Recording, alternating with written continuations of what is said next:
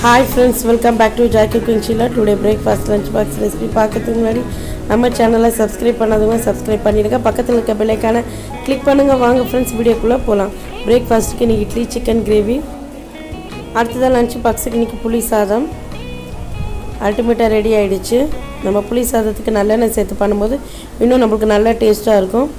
உளுத்தம் பருப்பு, கடலை பருப்பு, காஞ்ச மிளகாய் சேர்த்து பெருங்காயம் சேர்த்து நல்லா வதக்கிட்டு நம்ம புளியோதரை நல்லா மிக்ஸ் நம்ம நல்லா திக்காக கரைச்சி சேர்த்தா தான் நம்மளுக்கு புளி சாதமும் நல்லாயிருக்கும், டேஸ்ட்டாகவும் இருக்கும். ரொம்ப புளி சாதத்துக்கு நீங்கள் சைட் டிஷ் நான் அப்பளம் தான் வச்சுருக்கேன், இந்த வெஜிடபிள்ஸும் வைக்கல.